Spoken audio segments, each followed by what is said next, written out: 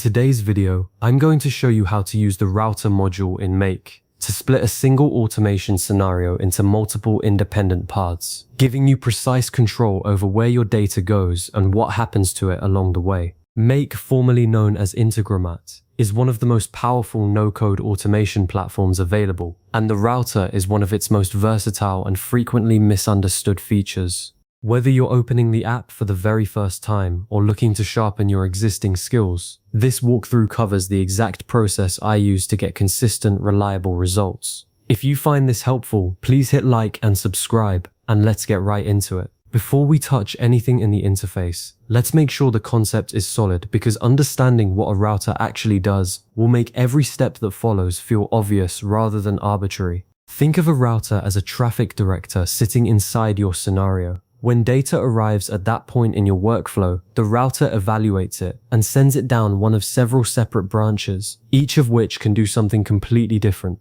Without a router, every piece of data follows one single path from start to finish. With a router, you can have one branch send an email notification, another update a spreadsheet, and a third create a task in your project management tool, all triggered by the same incoming event. This is what makes automation genuinely powerful rather than just convenient. To insert a router into your scenario, hover over the connector line between any two existing modules until the small plus icon appears. Then click it. A module picker will slide open, and from there you want to navigate to the flow control category and select router. Make will immediately place the router between those two modules, automatically preserving the connection to whatever was downstream. One thing beginners often miss is that you can insert a router at any point in an existing scenario without rebuilding your flow from scratch. Just click that connector and drop it in. This makes it very easy to evolve a simple linear scenario into a branching one as your needs grow. Once the router is on your canvas, you'll notice it looks different from a standard module. It has a branching shape with a single input and by default two output paths leading away from it. Each of those paths is a fully independent branch that can hold its own sequence of modules, completely isolated from the others. To add a third, fourth, or fifth branch, click the small plus icon directly on the router module itself, not on any of the connector lines. Make will generate a new empty branch, and you can build it out exactly as you would any other part of your scenario. Keep in mind that Make processes routes in order, top to bottom or left to right, depending on how your canvas is laid out, and that order becomes critically important once filters enter the picture. Filters are where the router transforms from a handy organizational tool into something genuinely essential. Without a filter on a route, data that reaches the router will travel down every branch simultaneously, which is almost never the behavior you want.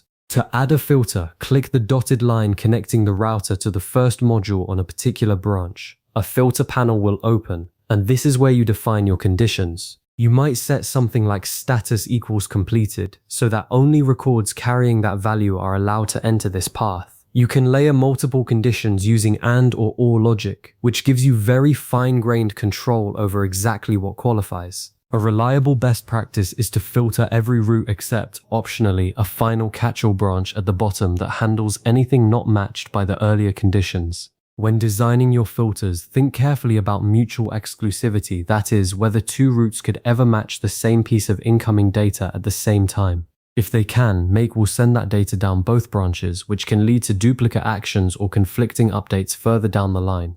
Building conditions that are clearly distinct from one another is one of the habits that separates a solid, dependable automation from one that occasionally does something unexpected. Before you activate your scenario on a live schedule, use Make's Run Once feature to test each branch individually, feeding in data that specifically matches each condition so you can confirm every route behaves exactly as intended. One more structural tip that makes a real difference in practice. Route order matters when you have a catch-all fallback. Because Make evaluates branches in sequence, you want your most specific, tightly filtered routes to sit first, with the broader or unfiltered fallback at the very end. That way the precise conditions are checked first, and anything that doesn't qualify flows cleanly to the default handler rather than being accidentally caught by a loose condition placed too early in the stack. By this point, you've added a router to your Make scenario, created multiple independent branches, and secured each path with a filter that controls exactly which data is allowed through. That is the complete architecture of a branched automation. And once you have this structure in your toolkit, you'll reach for it constantly.